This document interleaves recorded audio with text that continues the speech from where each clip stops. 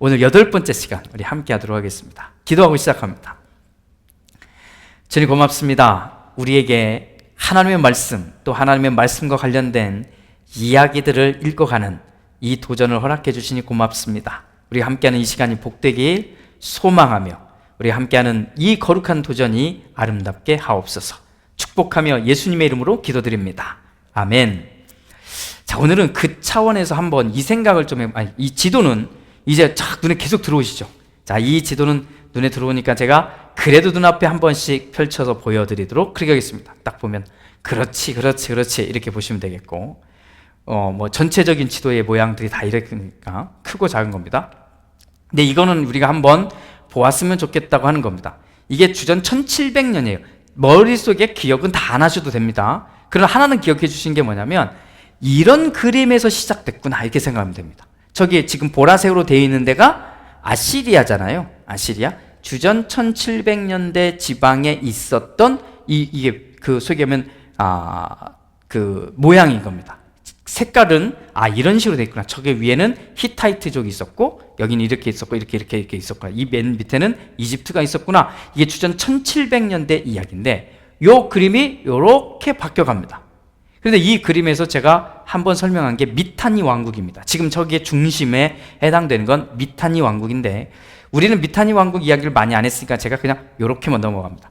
미타니 왕국이 원래는 조그만 지역을 다스리고 있다가 점점 세력을 확장하더니 아시리아도 먹고 그 다음에 이 바벨론 땅의 북부 지역까지 싹 다 먹어버리는 거죠. 굉장히 힘이 센 겁니다. 그런데 우리는 공부를 하다 보니까 안 나왔던 거죠. 근데 제가 지난번에 말씀드렸잖아요. 저 미타니 왕국이 역사의 기록은 계속 돼 있는데 증거가 없었다니까요. 이게 뭐가 나와야 되는데 그런데 2010년에 처음 나옵니다. 미타니 왕국의 유적물들이. 그래서 이제야 그림이 이제 완성이 되는 거죠. 그런데 이 넓은 땅을 다스렸던 적이 있고 그때 저 위쪽에 초록색은 히타이트족이죠. 여기가 쫙 점점 커지고 근데 저 중간이 엄청난 산맥입니다. 높은 산들이 있으니까 마치 양쪽은 서로 영향력을 주고받지 못할 만큼의 이 상황이다 이렇게 보시면 되고 밑으로 오면 여전히 이집트가 있고 이집트의 영향력 아래에서 이렇게 진행되는 요때가 1500년에서 1300년 사이입니다. 자, 1500년에서 1300년 사이. 이러면 무엇과 관련돼 있냐면 우리 이스라엘 백성들이 이집트에서 나온 시기를 주전 15세기로 본다면 요때쯤이 되는 겁니다. 요때쯤 되는 거고 이것이 요 그림이 끝난 다음에 나온다고 하면 13세기설이 되는 겁니다. 그러나 보통 그동안 참 많이 했던 15세기설로 하면 요 그림일 때 저 위쪽은 미타니 왕국이 쫙 다스리고 있고 밑에는 이집트가 있는 이 상황에서 나왔다. 그런데 이건 15세기를 그러니까 주장하는 그림에 해당되는 그림이라면 보통 저는 요 시기죠. 요 1365년에서 1000년 사이인 중기 아시리아 제국 시대. 그래서 아시리아라고 하는 제국이 저렇게 지금 보라색과 그 핑크색으로 쫙 점점 확장되고 있고 미타니 왕국이 줄어들고 있을 때. 요때 어떻게 됐냐? 이집트에서 나와서 출애굽했다 이렇게 보는 거죠. 이게 더 전체 역사에서 조금 더 타당하지 않겠나 보는 거고 저 위쪽 히타이트족은 위에 그대로 이렇게 쫙 있었다가 자, 이 그림으로 있다가 어떻게 바뀌느냐? 요 사이에 어떤 세계가 바뀌느냐? 히타이트 제국이 한번 밀어낸 적이 있었죠. 그래서 이제 13세기에 주전 13세기에 히타이트족이 쫙 밀고 왔던 요 그림도 한번 머릿속에 담아두시라. 그리고 히타이트 제국이 줄어들어요. 이렇게 줄어들고 아시리아도 줄어들고 이게 1200년에서 1150년 이렇게 북쪽의 세력도 줄어들고 이집트도 줄어들고 이때 가나안 땅을 점령해가는 이야기들이 진행되는 것이다 라고 보는 거죠. 이때 가나안 땅. 그러니까 중간에 우리가 보는 가나안 땅이 이 큰 힘이 없어지니까 점점 약해지고 없어지니까 이때 가나안 땅을 점령해 가고 있었던 이야기고 요 시대를 넘어가니까 어떻게 바뀌냐면 이스라엘은 왕조 시대가 시작된 거죠. 사울, 다윗, 솔로몬 이렇게 이어지는 왕조 시대가 진행됐다. 그리고는 921년부터 627년까지 전체 그림이 점점 확장되는 겁니다. 조그만 진한 파란색에서부터 점점 확장된 게 신아시리아 제국 시대입니다.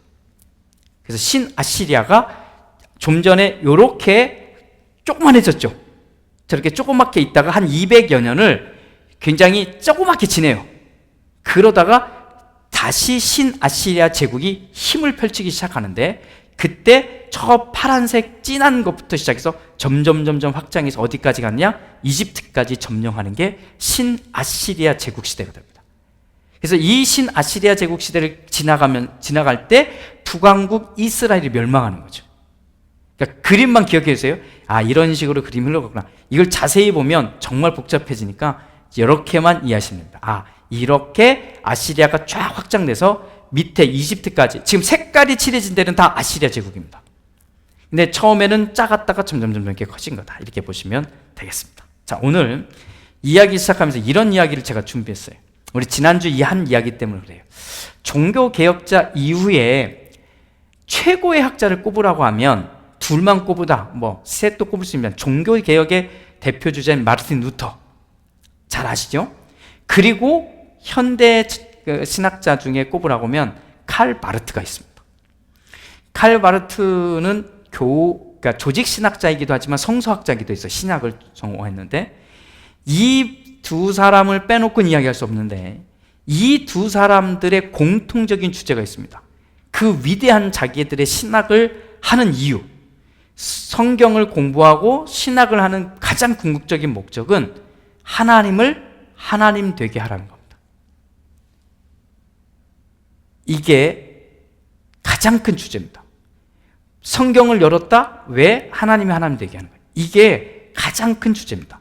이게 이제 독일어로는 Lass Gott bitte Gott sein이라고 하는 말인데, 하나님을 다시 하나님 되게 하라, 이런 말입니다. 하나님을 하나님의 자리로 다시 모셔라, 이게 표현입니다. 이건 마르틴 루터가 이걸 그대로 쓴 건 아니고요. 이 표현은 마르트가 쓴 거고, 마르틴 루터는 어떻게 쓰냐면 God is God, 하나님은 하나님이다. 하나님은 하나님이다. 이걸 왜 나왔냐면, 이 마르틴 루터 시절에 마르틴 루터가 개신교 쪽에 거두라면 이 캐톨릭 쪽에서 나온 학자가 에라스무스입니다. 이 두 사람이 논쟁을 벌이는데, 무슨 논쟁을 벌이냐면 에라스무스가 이렇게 말합니다. Let God be good God, 하나님을 선한 하나님이 되게 하라, 이렇게 주장합니다. 그랬더니, 그러니까 하나님은 선하셔야 되고, 이 당시의 주장입니다. 하나님은 선하셔야 되고 선하셔야만 하나님이라는 거예요. 이게 카톨릭 교회의 주장이었어요, 학자가. 그랬더니 여기에 마틴 루터가 뭐라고 대답하냐면, 하나님은 하나님이어야 된다. 선하기 때문에 하나님이 아니라 하나님은 하나님이어야 된다. 이 내용이 뭐냐면 이겁니다. 우리가 시각적으로 판단할 때 하나님이 선하셔야, 그때야 인간이 하나님을 하나님으로 받아들일 수 있다 라고 주장한 게 당시의 카톨릭의 입장이라면, 아니라는 거예요. 인간은 눈과 귀로 판단할 수 있는 그게 아니다. 하나님의 권능은, 하나님은 그냥 하나님 자체이니까, 비록 우리가 볼 때는 어떤 경우에는 이게 불합리하고 어떤 경우는 이거 부당하고 이거 페어하지 않아, 이렇게 볼지라도 하나님은 하나님이어야 된다는 거죠. 그걸 받아들이지 않으면 그건 안 된다. 그래서 선과 악은 우리가 생각하는 기준이 아니라 하나님의 기준이어야 되는데, 자꾸 우리는 내 기준의 선과 내 기준의 악을 두곤 선한 게 하나님이다, 하나님 쪽이라고 구별했다는 거죠. 그래서 마틴 루터는 No! 진짜 중요한 거는 하나님이니까, 하나님은 하나님이니까 하나님을 내가 받아들인다면 그 하나님의 말씀 앞에 우리가 할 수 있는 건 절대 순종이냐? 아니면 이거의 불순종이냐?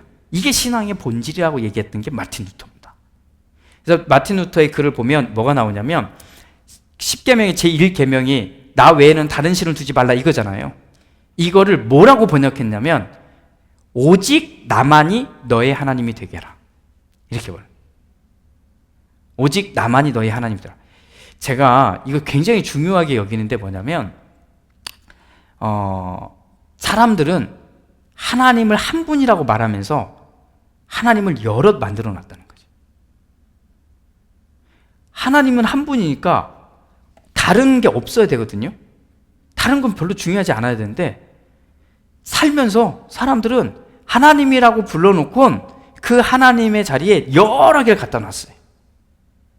여러 개를 갖다 놨어요. 말로는 그건 하나님은 아니라고 말해요. 근데 그 사람에게선 하나님이에요. 그래서 제가 이거는 어떻게 다 설명을 들어야 되지만 우리는 그렇게 공부한 사람들이니까 저하고 같이 공부한 사람들이 제가 말씀드립니다. 예수님이 너희는 이렇게 기도하라라고 가르쳤을 때 하늘에 계신 우리 아버지 이렇게 말하거든요. 그 처음 문구가. 그런데 그 문구를 원문으로 읽으면 하늘이 복수입니다. 하늘이 복수로 나와요. 그 정확하게 한글로 번역하면 나는 하늘들에 계신 아버지 하나님을 믿습니다. 이렇게 돼요. 이게 원문으로 직역하면 그거예요. 물론 이거에 대해서 그동안 학자들은 다 뭐라고 번역했었냐면 이 하늘들은 하늘이 너무 크니까 복수로 표현한 거다 이렇게 표현했어요. 그런데 제가 헬라어를 공부를 하고 보니까 꼭 그것만은 아닐 수 있겠다는 거예요. 그러면 그것만이 아니라면 어떤 거냐면 사람들은 그 무수히 많은 하늘들이 있다는 거예요. 그럼 이제 조금 다르지만 이렇게 해석할 수 있습니다. 무수히 인간이 만든 하늘들 위에 계신 하나님이에요. 이걸 내가 믿는다는 겁니다. 그러면 인간이 만든 무수히 만든 하늘들이 뭘까요? 어떤 사람은 돈, 명예, 성공, 승리, 이게 자기가 만든 위에 하늘들이라는 거예요. 그런데 그걸 뚫고 그 위에 하나님을 내가 믿습니다라고 말하는 게 그 기도의 시작이라고 하는 거죠. 이게 하늘들이라고 써있기 때문에 그래요. 우리의 본문에. 그래서 저는 루터의 이야기가 저는 굉장히 확 와닿아요. 인간들이 만든 수많은 존재로 만든 하나님, 그 수많은 하나님을 만들어낸 인간에 대한 경고다. 이 첫 번째 하나님이 주신 나 외에 하는 신을 두지 말라라고 하는 말이 루터는 그렇게 본 거죠. 오직 나만이 너의 하나님이 되게 하라. 그래서 이게 굉장히 큰 건데 저는 그렇게 생각해요.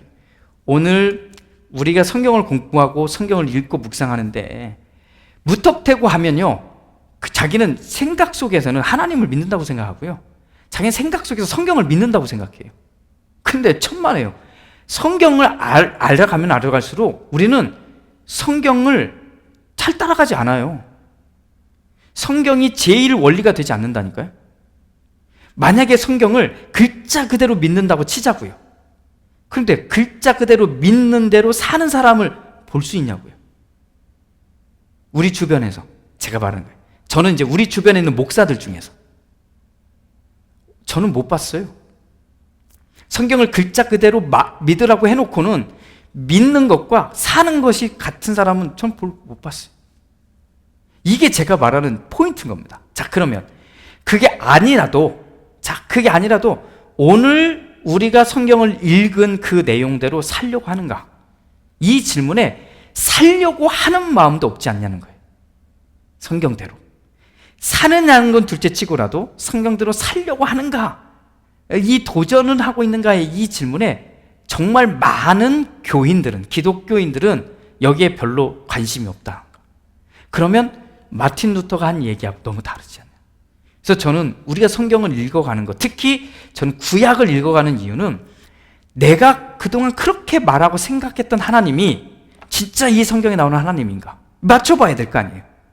내가 그냥 알고 어렴풋이 말하는 하나님과 성경이 말하고 있는 하나님이 맞나? 이걸 맞춰봐야 되니 저는 하나님이 되게 하는 것, 이 목적이 우리는 성경을 읽어가고 배워가는 목적이라는 거죠. 이 상황에, 그래서 저는 정리하는 거예요.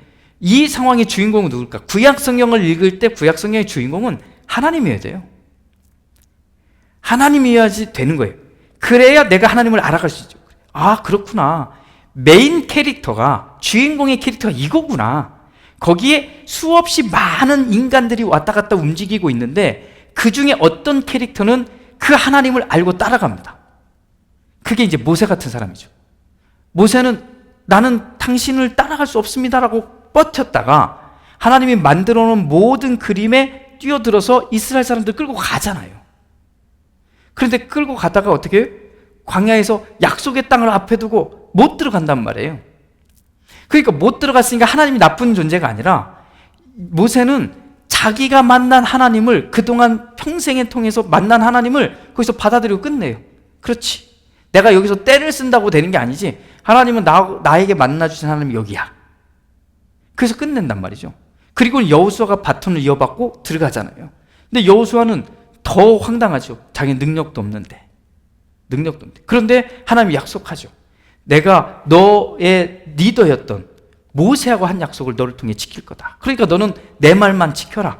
그러면 내가 너를 더 복되게 할 거다. 이게 여호수아 1장에 여호수아를 만난 하나님이거든요. 그럼 우리는 어떻게 했냐? 여호수아가 되려고 자꾸 애쓰는 게 아니라 여호수아를 만난 하나님을 알아가는 거죠. 그럼 그 하나님을 이 성경을 읽어가면서 그럼 보고, 나는 그러면 내가 아는 하나님 누구지? 나를 만난 하나님 누구지? 이걸 알아가는 게 성경을 읽고 성경을 배워가는, 특별히 구약을 읽어가는 우리의 목적이지 않나 라고 저는 말하고 싶은 겁니다. 그래서 이제 이 이야기, 그래서 우리가 왜 읽어와야 되느냐고 할 때 무턱대고 믿으라고 해서 믿어질 것 같으면 성경 공부 아무것도 할 필요가 없는데, 그러지 않으니 우리 하나님 알아갑시다 라고 하는 거다. 자, 오늘은 이집트 탈출 이야기를 조금 해보겠습니다. 어차피 교재를 우리가 다 읽었으니까 제가 교재에 있는 이야기를 반복하진 않고 쭉쭉쭉쭉 넘어가겠습니다. 자, 이스라엘 백성들을 향해 끌어내기 위해서 하나님은 모세를 통해 내 백성을 보내라 이렇게 파라오에게 외치게 만들었잖아요. 뭐 보내라고 말을 했는데 이게 보내지냐고요. 그렇죠? 어디 광야에서 온 놈이 와가지고 되지 않는 이 사건을 우리는 다 알고 있어요. 그런데 결국은 보내게 되잖아요. 이 사건을 어떻게 볼 건가? 그걸 읽으면서 우리는 얼마나 감동하는가 한번 생각해 보자는 거예요. 얼마나 감동하는가. 그런데 수천 년 전으로 되돌아가면 그 당시 사람들은 몇백 년이 될지 몰라요. 몇백 년이 될지 모르는 이집트의 노예로 살던 사람들은 이미 신의 존재는 이집트 신화에 등장하는 신들에게 이렇게 덮여 있는 겁니다. 또 그들을 지배했던 파라오는 그 당시 사람들에게는 신이에요. 인간이 아니에요. 처음에 파라오는 신이 함께하는 사람이었다면 이제 역사가 신화를 지나와서 그냥 파라오는 신이었어요. 그러니까 신이 등장하고 있는 모든 세계에 노예로 400년을 살았다고 생각해 보세요. 그러면 보세요. 우리가 생각이 어떻게 될까? 조선시대도요, 이게 제가 안 살아봐서 모르겠는데 보면 황당하죠. 왕이 죽이래. 이유가 없어요. 근데 죽는 거예요. 근데 그것도 죽이라고 해도 안 됩니다 하는 사람도 없어요. 왜? 왕이니까. 이거잖아요, 왕이. 그러니까 왕만 해도 그렇게 되는데 왕은 신이 아니거든요. 근데 신이라고 하면 다른 거죠. 그 시기의 이야기로 보면 그 세계에서 이 이스라엘 사람들을 끌어냈다? 야, 이거는 엄청난 사건인 거죠. 저는 성경을 읽으면서 그 감동을 함께 느꼈으면 좋겠는데, 그러면 우리는 이거죠. 언제 탈출했을까? 이게 이제 우리 한번 다뤘던 겁니다. 그래서 앞서 얘기했듯이 15세기설과 13세기설이 충돌을 일으킵니다. 15세기설이 그동안 주를 이루었으나, 그래서 여러 가지 성경의 배경들이 나오는 거죠. 그래서 이런 사건, 예를 들면 열왕기상 6장에 나와 있는 사건이라든지 또는 사사기 11장에 나와 있는 이야기들을 다 보니 아마도 주전 1400년대의 어느 시기엔가 그쯤 출발했겠구나, 탈출을 시작했겠구나 라고 생각했다는 겁니다. 그래서 그 당시에 쭉 탈출을 해서 넘어오니, 그렇게 넘어오고 그 다음에 가나안 땅에 들어가고, 그리고는 어떻게 되냐면 사사들이 활동하잖아요. 자, 사사들이 활동하는 시간들을 얼추 합쳐보니 400년쯤 되더라. 그러면 400년쯤 되더라 하니까 그것까지 계산해 놓고 보니, 자, 사사시대가 끝나고 마지막이 사무엘이라고 있죠. 사무엘, 사울, 다윗으로 넘어갈 때 연대수가 어디 와서 거의 맞아들여지냐면 사무엘 때 와서 맞아들입니다. 이제는 연대표를 거꾸로 계산할 때 사무엘에 오면 거의 맞아요. 사무엘까지는 이제 막 혼돈이 있지만 그게 맞으니까 거기서 거꾸로 계산하면 돼요. 사사들이 한 400년 됐겠지? 이렇게 계산해보니까 400년 올라가고, 그러고 나서 출애굽하고 이렇게 올라가고 계산해보니 이때겠구나 라고 생각한 게 그동안 15세기 15세기를 이집트에서 떠난 시기로 보았던 이야기라는 거죠. 자, 이게 한 이야기라면 한편에서는 뭐라고 했냐면 13세기에서를 준비합니다. 주전 1250년 또는 1260년경에 이집트에서 탈출하게 됐다라고 보는 건데, 이것도 자료가 상당히 많습니다. 그런데 이건 왜 이렇게 됐느냐라고 말하면, 그것과 탈출과 관련돼서 이집트 사람들이 몇십만 명이 됐든 또는 200만 명이 됐든 엄청난 숫자가 탈출한 거잖아요. 이 탈출과 관련된 어떤 이야기들이 있나를 찾아보면 15세기설에는 하나도 나오지 않아요. 물론 이렇게도 주장합니다. 그쪽에 있는 사람들은 이집트 입장에서 글을 기록할 때 이집트한테 엿먹였는데 그걸 기록하냐, 창피하게 기록 안 한다, 역사에 싹 빼버렸다 말할 수 있어요. 그러니까 15세기설에 탈출했을 때 어디 자료에도 발견할 수 없다는 것을 그렇게도 설명은 가능합니다. 왜냐하면 고대 기록은 실질적으로 그렇게 기록하거든요. 승리한 왕의 기록은 있어도 패배한 사람들의 기록은 하나도 안 남기거든요. 이게 고대 기록 방법이니까 그것도 충분히 설득이 되는데, 그것 말고도 13세기설 1250년이나 1260년에 떠났다는 나머지 다른 이야기들도 많이 있으니, 이제 학자들은 기울개가 15세기설에서 13세기설로 많이 넘어왔습니다. 이렇게 넘어왔습니다. 그런데 13세기설로 말을 해도 설명이 안 되는 것들이 있으니 싸우고 있는 건 맞아요. 그런데 어느 쪽에 좀 더 무게가 있는가 보았더니 이쪽이겠구나. 그 중에 이제 대표적으로 제가 교재에 소개한 게 어디냐면, 주전 1200년경에 가나안의 도시들을 여호수아가 점령해 가죠. 이제 가나안 땅에 점령해 가는데 저 위쪽에 하솔이 나옵니다. 하솔을 점령했다는 얘기가 나오거든요. 하솔. 제가 어딘지 안 찾아봐도 되겠죠?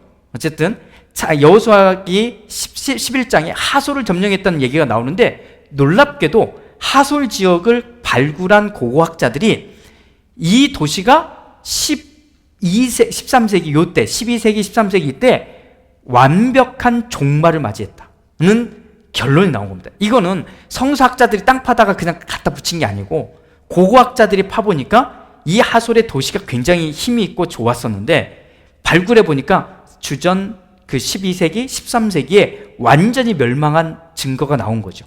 그러자 맞다, 여호수아가 가나안 땅을 점령해 가면서 차지했던 그 이야기, 여호수아기 11장에 나와 있는 이 이야기의 증거가 이거구나 하고 맞춰지게 되더라는 거죠. 이런 자료들이 생겨나기 시작하니까 아무래도 탈출한 시기는 주전 13세기가 맞지 않겠느냐, 이렇게 되는 겁니다. 그러면 이게 도대체 왜 그럴까? 자, 그런데 여기에 또 다른 자료가 있습니다. 13세기설의 자료는 뭐냐면, 가나안 땅에 원래 살던 사람들이 예를 들면 10,000명이라고 하자고요. 10,000명이 흩어져 살았어요. 그러면 집들도 10,000명이 살 만큼만 있을 거 아니에요.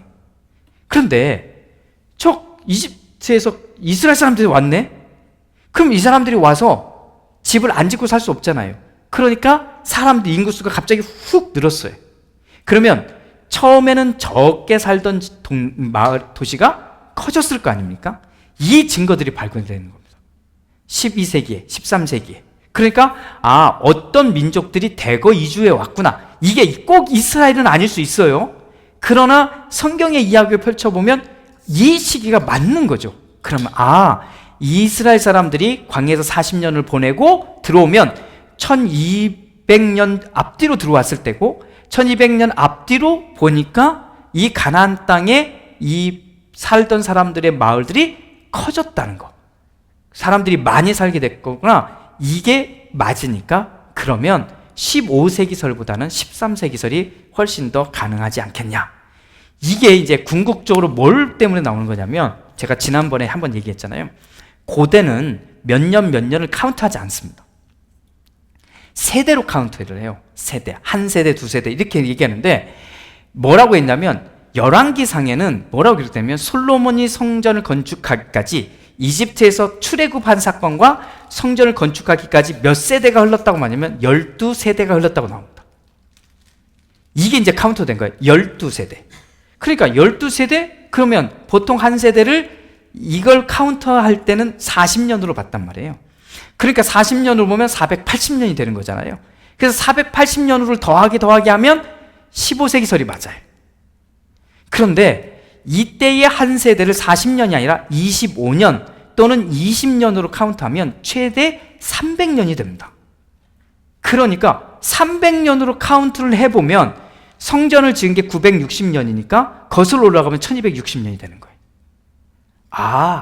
그러면 480년으로 카운트를 하면 40년으로 카운트를 해서 480년이 되면 15세기설, 25년 앞뒤로 카운트를 하게 되면 300년이 되니 13세기설이 되니까 충분히 13세기설도 가능하겠구나라고 생각을 합니다.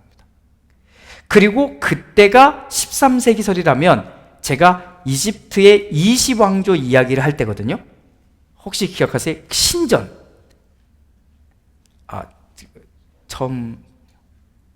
느낌이,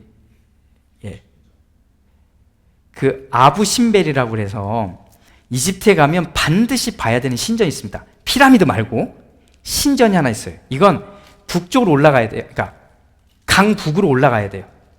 그러니까 지도를 보면 남쪽으로 내려가는 거거든요. 룩소라고 하는 인근에 있는 아부 신벨 신전이에요. 이게 람세스 2세 신전입니다. 근데 이게 아스완댐을 건설하면서 물속에 가라앉게 됐어요. 그래서 이걸 통째로 잘라서 옮깁니다. 그대로 옮겨요. 근데 이게 작은 게 아니에요. 엄청난 거거든요. 이 신전은 봐야 됩니다.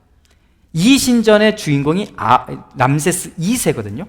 그 다음에 메르납테라고 하는 왕이 있었는데, 파라오가 있었는데, 이 사람의 신전은 왕들의 골짜기로 들어가다가 있는 신전인데 진짜 거대해요.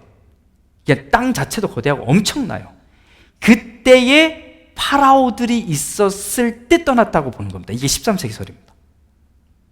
무슨 말인지 아시겠죠? 13세기설이 맞다면 이 세티 1세, 람세스 2세, 메르납타라고 하는 파라오들이 있을 때 떠난 겁니다. 이때는 엄청난 파워가 있는 겁니다. 이 사람들이.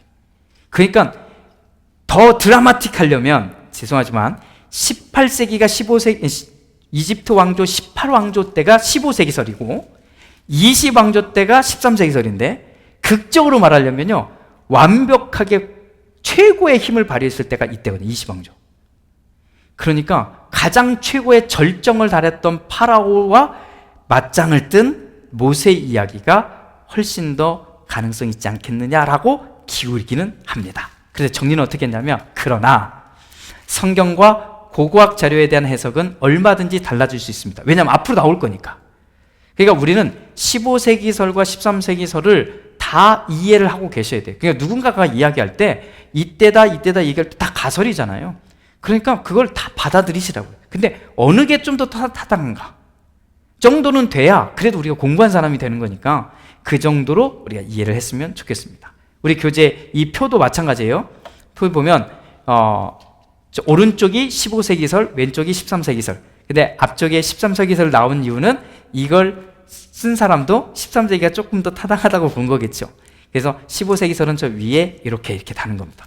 이제 사사시대 이야기들도 좀 담겨지게 되는 거죠. 자, 이렇게 되는 거니까 13세기설이 되려면 사사시대도 400년이 아닌 겁니다. 아시겠죠? 이거를 엇갈려 있거나 중복돼 있거나 뭐 등등으로 이렇게 바꿔야 됩니다. 제가 이번 주에 드린 건 아니고요. 다 준비가 됐지만 안 드렸지만 다음 시간에 드릴게요. 이번 주에 여러분들이 읽으시라고 드린 게 뭐냐면 사사시대 얘기입니다. 사사들 이야기가 담겨져 있으니까 사사들 이야기를 좀 읽어보시고, 그런데 사사 이야기에서 사람들이 많이 얘기하지 않는 6명의 사사가 따로 있습니다. 그 이야기는 제가 다음 시간에 좀 드리겠습니다. 그래서 그건 좀 읽어보세요. 이거는 우리가 공부를 따로 하진 않을 거예요. 그냥 읽어만 보세요. 그 내용에 누가 나오냐면 대표적으로 삼갈이라고 하는 사사가 나옵니다. 혹시 아세요? 기억이 없죠? 왜냐하면 2절만 나오니까. 한 절도 나와요. 그런 사사도 있고 2절 나오고 많이 나와야 3절에 나오고 끝납니다. 이게 끝나요. 그 얘기인데, 근데 삼갈이라고 하는 사사는 누구냐면 외국 사람이에요. 이방 민족이에요. 이방 민족의 사람을 이스라엘의 사사로 씁니다. 우리가 공부를 안 하니까 몰랐던 거죠. 이스라엘의 사사라는 얘기는 하나님을 대신해서 이스라엘의 재판권을 갖고 있는 사람이잖아요. 그러니까 우리는 다 누굴 기억하냐? 삼손, 기드온, 누구죠? 그 사무엘, 이런 사람만 기억하고 있으니까 뭐 최고의 지도자니 이렇게만 생각을 하는데, 아니요, 삼갈이 나옵니다. 그런 사람이 6명이 나와요. 그 중에 제가 대표적으로 삼갈을 이야기하는데, 삼갈은 소개를 할 때 뭐라고 하냐면, 이제 교재에 쓰니까 누구의 자손이 이렇게 나오는데, 이 누구의 아들이라고 나오는 요 표현이 뭐냐면 가나안의 여신의 이름입니다. 그러니까 그 엄마 이름이 아니고 아빠 이름이 아니고 그건 가나안 여신의 이름이에요. 그러니까 이 사람은 외국 사람이에요. 후레이족, 후라이족 뭐 이렇게 말하는데, 아무튼 그 영어 표현하고 다 표현이 있어요. 그 부족 사람으로 봐요. 근데 이방 민족인 사람이, 이방 신을 섬기는 집안의 사람이 이스라엘 사사입니다. 이게 되는 이야기가 나옵니다. 이게 그냥 사사기를 그냥 읽을 수 없는 이유가 그거에 있습니다. 아무튼 돌이켜보면 사사들의 이야기도 일반적으로 이야기하면 400년이라고 말을 해야 되는데, 그렇게 말하지 않고 13세기서는 줄어듭니다. 왜냐하면 엇갈려 있을 수 있다. 하나의 지역, 다른 지역에 엇갈려 있을 수 있다. 이렇게 보는 겁니다. 오늘 이제 시나이 반도 이야기까지만 좀 가겠습니다. 시나이 반도는 분명히 출애굽해서 이스라엘 사람들이 가장 많이 움직여 다녔던 땅입니다. 그래서 시나이 반도는 이렇게 삼각형으로 되어 있잖아요. 이렇게. 그래서 북쪽은 해안평양, 그러니까 북쪽은 해안평원인데 저 바다 쪽으로는요 완전히 모래산이 있는 겁니다. 모래 높이. 그래갖고 막 절벽처럼 돼 있는 거죠. 모래산처럼 이렇게 딱 돼서 아주 모래 언덕이 굉장히 높아요. 높은 데는 18m 정도 된다잖아요. 그러니까 이 바다에 이렇게 깎여 있는, 막 우리 영국이나 이런 데 그 사진 같은 거 보면은 절벽이잖아요. 이렇게 막 돼 있는 것처럼 이 모래 이 높이가 높은 데는 18m 정도 되는 이런 지형을 가지고 있는 평원입니다. 평원이니까 사실은 굉장히 사람들이 다니기가 편한 거죠. 그 곳곳에 호수들이 많이 있었습니다. 그래서 호수들 중에 어떤 한 호수가 성경에 등장하고 있는 홍해 바다의 현장이라고 주장하는 분들도 있고, 그래서 얌숲이라고 나오는데 이것이 거기였을 거다 이렇게 말하기도 하고, 지금은 성경시대에 그 호수들이 연결돼 가지고 수에즈 운하가 있는 겁니다. 아시죠? 수에즈 운하 들어보셨죠? 이집트가 이렇게 쫙 뚫은 그 운하를, 옛날엔 이 호수들이 쭉 있던 길을 쭉 연결해서 뚫어가지고 지금 호수를 운하를 만든 거거든요. 자, 북부는, 그리고 중부는, 남쪽으로 내려가기에 이 중부는 고원지대입니다. 산악지역은 아니지만 높아요, 지대가. 주로 뭐 높을 때는 1500m 정도 되는 이 높이의 고원지대를 다룹니다. 자, 이렇게 쭉 다려져 있고요.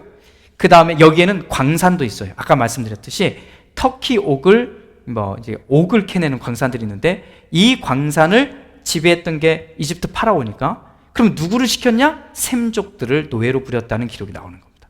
이게 이제 여기 나오는 거죠.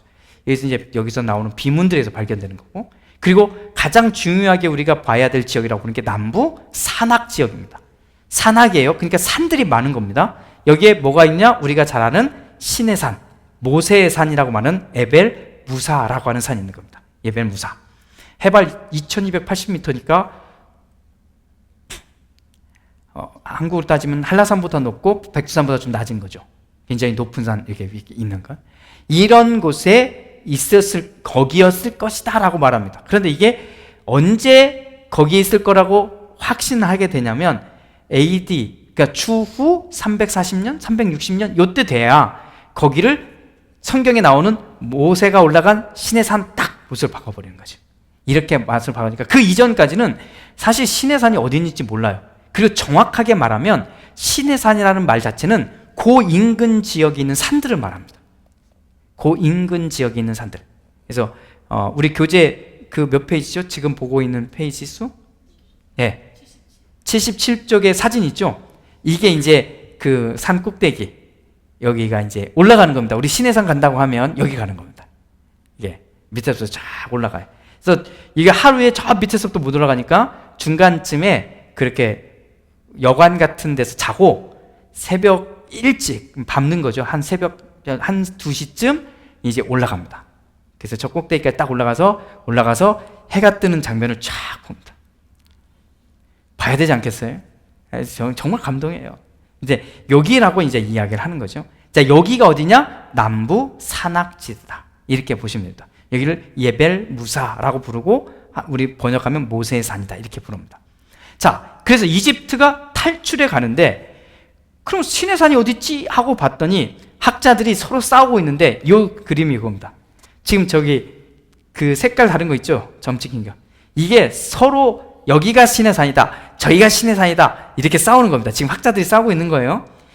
가장 가능성 있는 데는 지금 여기입니다. 여기가 지금 예벨 무사라고 되어 있는 거예요. 요거 여기인데 심지어는 여기가 여기에 이제 신의 산이다, 여기가 신의 산이다 이런 사람도 있고, 지금 요 근래 몇 년 안 됐죠? 여기 사우디아라비아 반도 여기에 신의 산이 있다고 주장하고 여기서 더 내려가서 여기 있다고 주장하는 사람들도 있어요. 아무튼 이렇게 되어 있는데 전체적으로 이렇게 되어 있는 것 중에 여기가 아직까지는 가장 많이 이야기하는 산이다. 이게 이렇게 불려지고 있는 거다. 이렇게 보시면 됩니다. 자, 그냥 그림만 오늘 간단히 볼게요. 여기 보시면 이스라엘 사람들이 노예로 있던 곳이 바로 여기인데 숫곳이라고 하시는 건데 여기서 출발을 해서 원래는 아시죠? 파라오한테 우리가 3일만 가서 우리가 제사를 드리고 하나님께 예배를 드리고 오게 해달라 이렇게 말한 거잖아요. 그러니 간다고 할 때는 여기였을 거라고 그러는 거죠. 요 방향으로 이렇게 가서 여기 어딘가에서 하려고 했다라고 보는 거죠. 여기에. 그런데 가다가 꺾어버립니다. 이게 가장 지금 타당한 이야기가 돼요. 가다가 꺾어요. 왜냐하면 이쪽은 다 뭐가 있냐면 제가 말씀드렸죠. 처음에 이쪽은 이 팔레스타인 쪽으로 가는 모든 통로에 국경 검무소가 있는 겁니다. 오늘날 말하면 다 있어요. 그러니 이렇게 가다가는 안 되거든요. 그래서 확 틀어서 남쪽으로 내려왔다고 보는 겁니다. 아니면 어떻게 됐냐? 여기입니다. 여기 위쪽에 여기에서 이 바다를 이렇게 건너가는 겁니다. 제가 아까 말했던 홍해 바다를 건넌 사건이 여기를 이야기한 것이라고 보는 거죠. 이렇게. 자, 이해는 안 되지만 제가 이걸 더 길게는 못해요. 그게 지대가 그렇습니다. 이렇게 돼 있어서 바닷물이 일순간 우리 어떤 거죠? 쓰나미처럼 우리 싹 빠져서 길이 쫙 난 것처럼 보였다가 어느 순간에 다 건넜는데 밀고 들어와서 넘어갔다. 이렇게 볼 정도의 구조입니다. 근데 저게 쓰나미가 있냐? 그건 아니에요. 그런데 그렇게 충분히 자연 현상으로 설명할 수 있는 지역이 저 위에요. 아무튼 갔다고 하면 어차피 도망가는 거니까 위로 가서 위쪽으로 가거나 아니면 원래 가려고 했던 요 중간길을 따서 이렇게 가거나 해야 되는데 글로 못 간 이유는 다 막혀 있으니까 이 밑으로 꺾었을 것이다 라고 보는 거죠. 그래서 신의 산은 어디냐? 올라가서 만나는 곳이 아니라 내려가다는 거죠. 북쪽 경로로 가다가 만난 게 아니라 내려가다가 만난 것이다 이렇게 보는 겁니다. 그래서 뭐 어떤 학자들은 아까 말씀드렸듯이 신의 산이 사우디아라비아에 있다 뭐 이렇게 얘기하는 사람들 이야기도 좀 다 실어놨는데 아닌 증거들도 좀 다뤘습니다.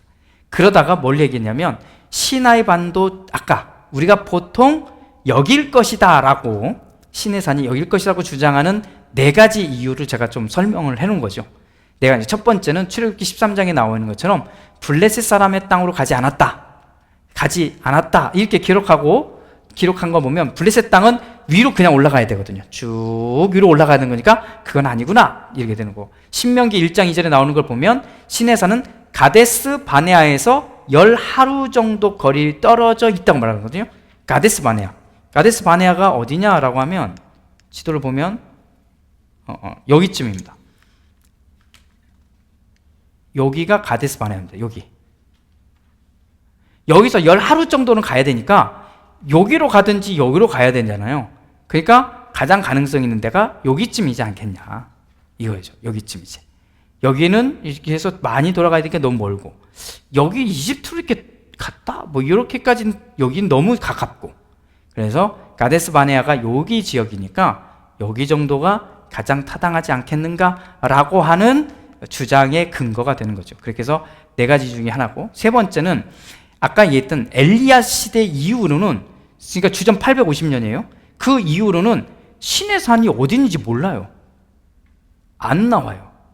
그러니까 그토록 중요한 곳이었으면, 가까웠다면 가까웠다면 아는 건데 완전히 저 산맥을 넘어 있는 곳이니까 굳이 거기까지는 가지 않았을 것이라고 보는 게 맞지 않겠나 이렇게 보는 거고, 네 번째는 가데스 바네아와 관련된 시내산에서 가데스 바네아로 가는 여정에 언급된 지명들이 나와요. 이 몇 개의 지명들이 나오는데 사실 다 못 찾습니다. 다 못 찾으나 그래도 점을 찍어보면 밑에서 위로 올라간 거죠. 그러니까 보통 시내산에서 말하던 곳에서 약간 남쪽으로 더 내려왔다가 이렇게 따라서 올라가야 점들이 어느 정도 연결이 되니. 그래서 우리가 이 지도 갖고 계시죠? 우리 교재 없나요? 제가 이거를 있죠. 78쪽의 지도를 잘 안 보이시겠지만 대충 제가 설명한 이겁니다. 자, 여기 지도를 보시면, 자, 여기서 출발하는 겁니다. 자, 여기서 출발했는데 가장 타당한 건 이렇게 올라갈 척 하다가 밑으로 쭉 내려와서 홍해 바다를 건너고, 이 홍해 바다를 건넌 사건은 이 바다를 건넌 건지 위에 그 큰 호수를 건넜는지 모르나 여기를 쭉 건너서 광야로 내려오는 거죠. 광야를 타고 내려오다가 마라라고 하는 곳도 지나가고, 그리고는 신광야에 도착하죠. 신광야에 도착해서, 자, 여기까지는 어떤 일이 벌어지냐면 이스라엘은 매일 먹고 마시는 문제가 심각해집니다. 그러다가 저 신광야에 와서부터 뭘 하게 되면 만나와 메추라기가 공급되기 시작하는 거죠. 아시죠? 그래서 이 신광야에서 지내다가 어디로 가느냐? 시내산으로 가게 되고, 시내산에서 결국 여러 날을 보내면서 하다가 뭐 죄도 짓고 우상도 섬기고 뭐 이런 일도 벌어지고 십계명도 받고 하는 이런 일을 거치다가 여기서 위로 올라갑니다.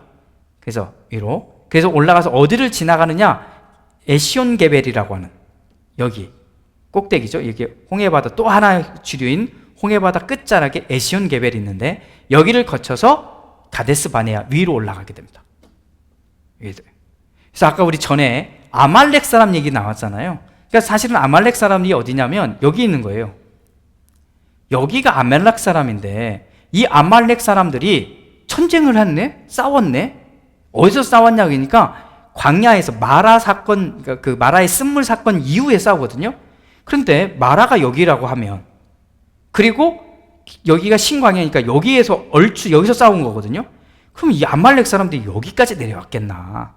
이게 이제 문제가 되는 겁니다.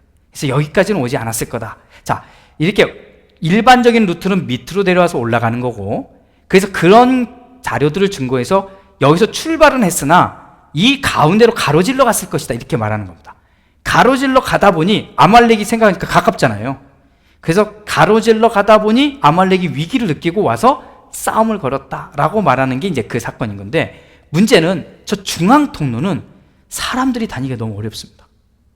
물이 있어야 되는데 물이 없어요.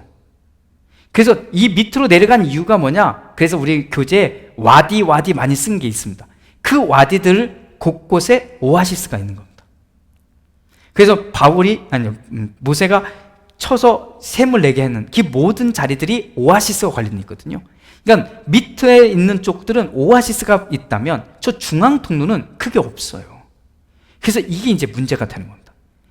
중앙설이 여러 가지, 몇 가지의 충분한 배경도 되나, 그러나 가장 중요한 건 이 많은 사람들이 갈 수 있는 확률이 별로 없다라고 하는 거고, 저 위쪽, 저 연두색, 초록색으로 되어 있는 게 위쪽으로 올라가잖아요. 근데 갑자기 보시면 바다로 갔다 오죠.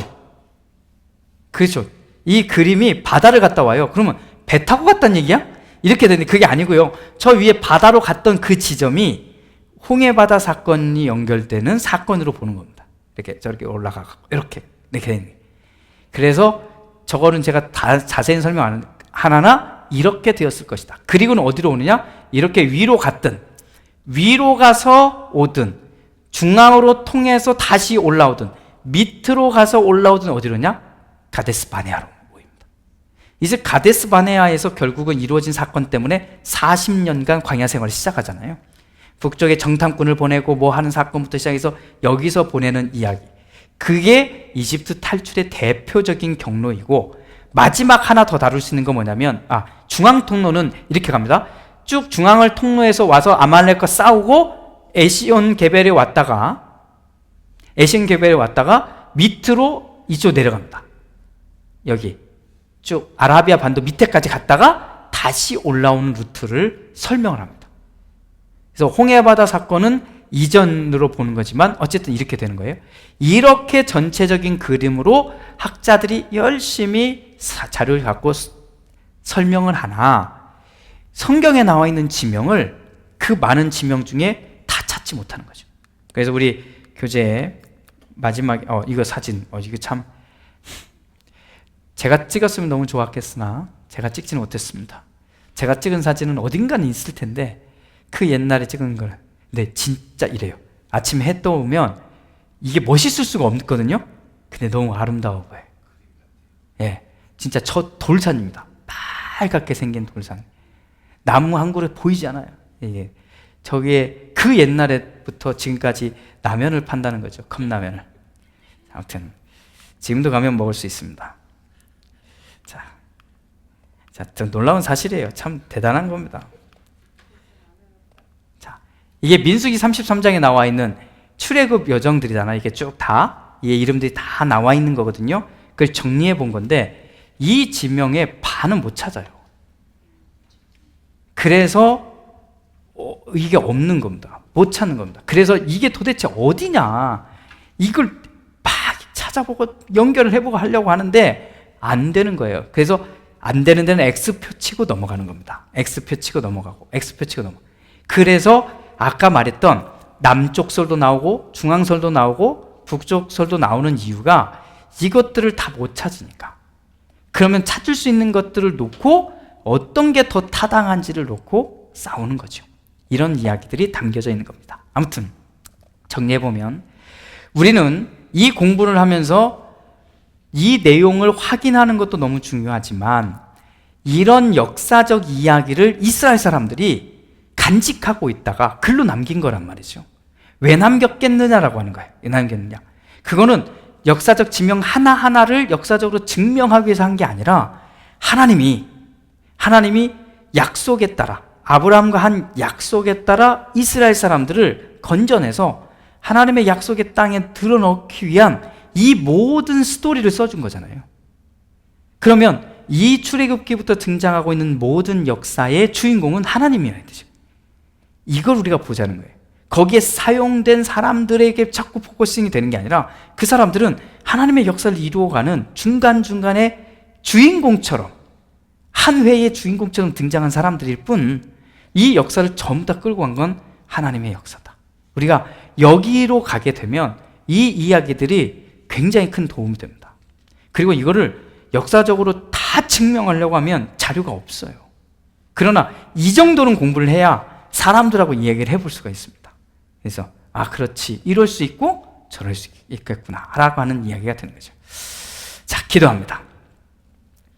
주님, 또 한 주간 우리는 교재도 읽고 또 교재 안에 담겨진 성경 이야기도 읽어갑니다. 도와주셔서 우리가 이 말씀을 읽어가는 동안 하나님, 그 놀라운 역사를 이끌어갔던 하나님, 또 그 하나님의 역사에 반응했던 사람들을 보게 하여 주시고 또 그런 역사 속에 우리가 또 오늘 알아야 될 것들을 알게 하여 주옵소서. 축복하며 예수님의 이름으로 기도드립니다. 아멘. 감사합니다. 감사합니다.